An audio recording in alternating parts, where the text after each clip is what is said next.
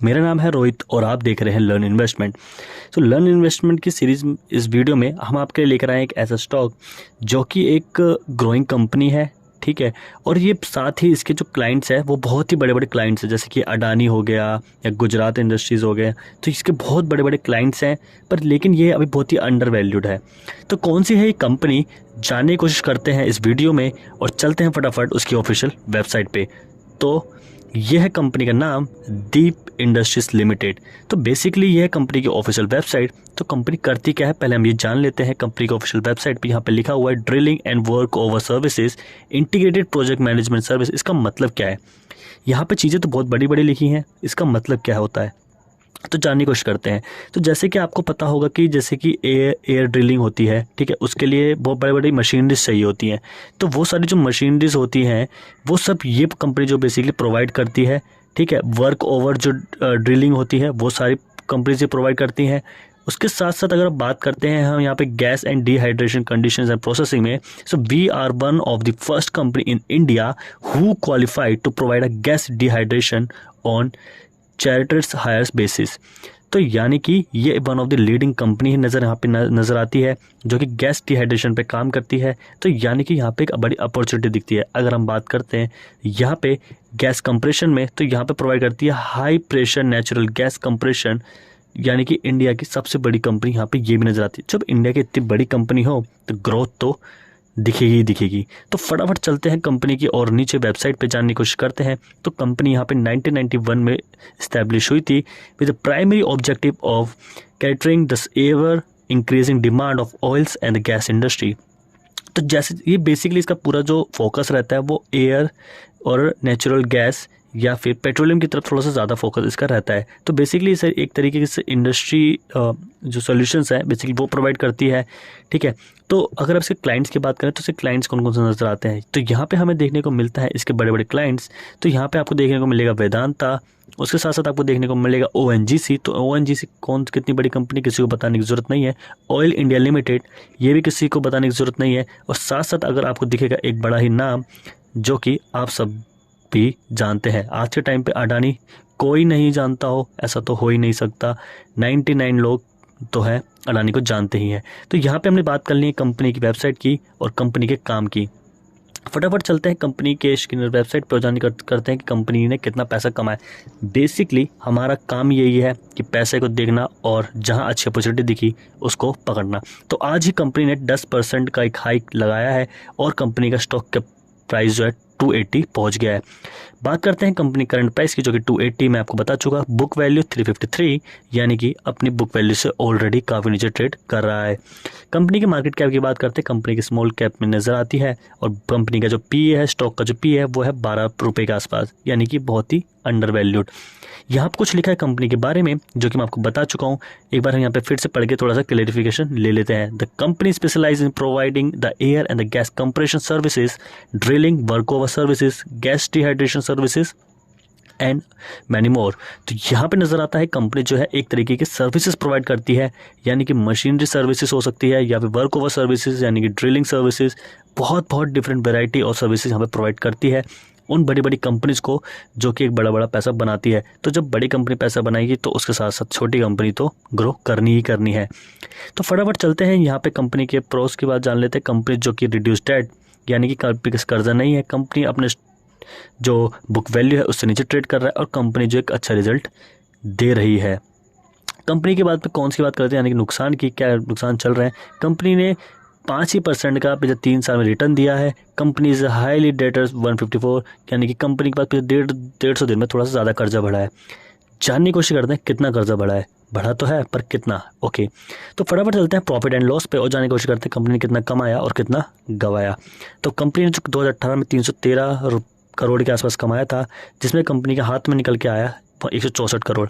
यही सब प्रोसेस चलता गया 2022 की अगर हम बात करें तो कंपनी ने कमाया अभी तक का ऑल टाइम हाई 324 करोड़ और कंपनी ने प्रॉफिट कमाया 114 करोड़, जो कि बिल्कुल कंपनी के हाथ में आया। यहाँ तो कंपनी का जो प्रॉफिट है कुछ ज़्यादा नज़र नहीं आता है, बट लेकिन ऐसे कौन से फैक्टर हैं जो कंपनी को अपने आप में यूनिक बनाते हैं।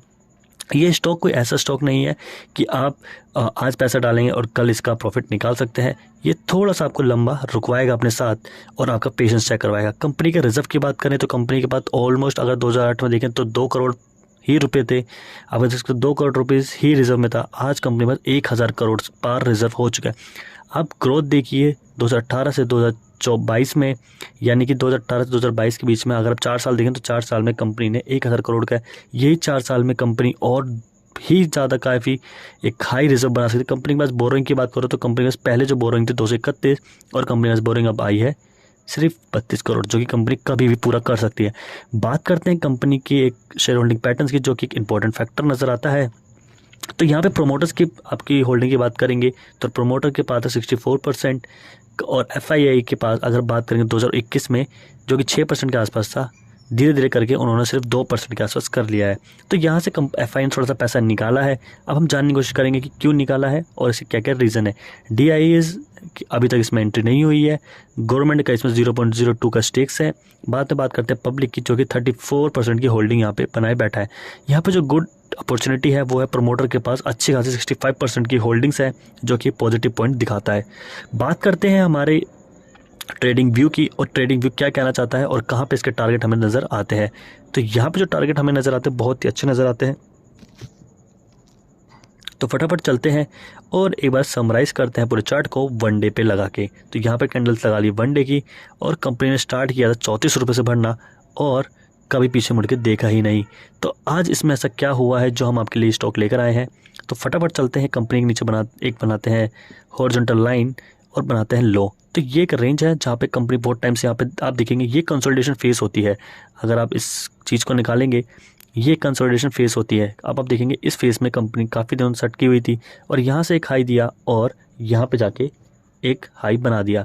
यहाँ ब्रेकआउट हुआ एक हाई वॉल्यूम के साथ, कैंडल देखिए कितनी बड़ी बनी और इसको ब्रेकआउट देने के बाद कंपनी ने हाई बनाया। हाई बनाने के बाद रिजेक्शन लिया, कंपनी ने आगे इस पर सपोर्ट लेने की कोशिश करी, फिर ये सपोर्ट टूटा, फिर ये सपोर्ट यहाँ से टूटा और कंपनी ने एक दूसरा लो यहाँ पर बनाया।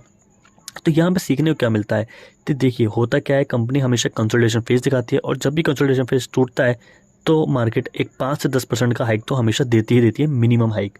तो यहाँ पे हमें भी एक हाइक मिलता है 5% से ज़्यादा का। तो इसी तरीके से हमने कुछ चीज़ नई सीखी यहाँ पे और अब कोशिश करते हैं अपने नए टारगेट जानने की। तो यहाँ से अगर आप देखेंगे तो ये मार्केट ने एक आपके लिए कप बनाया और कप के साथ एक हैंडल, मुझे बताने की ज़रूरत नहीं है, आप ऑलरेडी चीज़ें जानते हैं। अगर आप नहीं जानते हैं तो हम आपके लिए एक बार ड्रॉ कर देते हैं। तो अगर मैं यहाँ पे ड्रॉ करता हूँ और यहाँ से लेते हैं एक ब्रश और ड्रॉ करते हैं एक आपके लिए कप। तो जैसे ही हमारे चाय का एक कप होता है उसी तरीके से यहाँ पे भी एक कप है और उसकी तरह एक साथ में हैंडल। तो कप विथ हैंडल यहाँ पे पैटर्न बनता हुआ नज़र आता है। तो ये कप विथ हैंडल पैटर्न बन क्यों रहा है, कैसे हमने डिसाइड किया, क्या हमारे सिनेरियोज रहे, क्या हमारी अपॉर्चुनिटी रही और क्या क्या चीज़। तो अगर आप देखेंगे तो यहाँ पे कंटिन्यूसली अगर आप यहाँ से देखेंगे तो ये हाई बनाया, उसके बाद कंटिन्यूसली एक स्लो डाउन हो गया, ठीक है। फिर यहाँ से कंपनी ने एक हाई दिया, ठीक, फिर नीचे हुआ, फिर एक हाई। तो आप यहाँ से ही डिटरमाइन कर सकते हैं कि कंपनी एक क्या बना रही है, एक आपके लिए बनाया कप और एक हैंडल। तो यहाँ पे अभी एक हमें हाई वॉल्यूम बनती दिखाई दे रही है, एक बड़ी सी कैंडल। तो इससे हम ये जस्टिफाई कर सकते हैं कि कल मार्केट इसके ऊपर क्लोजिंग दे सकता है और हमें दे सकता है बड़े टारगेट। तो क्या हो सकते हैं वो टारगेट, फटाफट जानने की कोशिश करते हैं। तो अगर मैं यहाँ से चलूँ और यहाँ से प्राइस रेंज को सिलेक्ट करते हैं और प्राइस रेंज को लो से इसके कप के हाई तक बनाते हैं। और अगर मान के चलिए आपने यहाँ पे भी एंट्री नहीं ली, इसके ऊपर निकलने के बाद आपने एंट्री ली जहाँ पे आपको मिला ब्रेकआउट। तो ब्रेकआउट कब होगा, जब एक बड़ी सी कैंडल इसके ऊपर क्लोज देगी वन डे की। जैसे इसके ऊपर एक क्लोजिंग देता है तो आप एक एंट्री ले सकते हो और आपको मिल सकता है 40% का एक शानदार गेन, जो कि हो सकता है एक और इसका ऑल टाइम हाई। तो यहाँ पे आपको एक हाई मिल सकता है। इस हाई पे आपको करना क्या है, आप यहाँ पे एक एग्जिट कर सकते हैं, बेशक एग्जिट कर सकते हैं। और ये दोबारा जब रीटेस्ट करने आएगा तो आप दोबारा से यहाँ पे एक एंट्री लेके एक अपनी एक और नई पोजीशन बना सकते हैं। तो ये बात होती है कुछ जानने की, कुछ सीखने की। तो आज हमने बात करी है इसी तरीके से एक डीप इंडस्ट्री कंपनी के बारे में। तो इसमें हमने जाना कि ये है कप और एक हैंडल, और हैंडल कब बनता है, जब एक हाई वॉल्यूम के साथ ब्रेकआउट आपको अचीव होता है। जिस दिन आपको यहाँ पे हाई वॉल्यूम मिलेगा उस दिन आप बनाएंगे पोजीशन और अपना लेंगे 40% का गेन। तो इसी को चलते हुए वीडियो को करते हैं and thank you all, bye.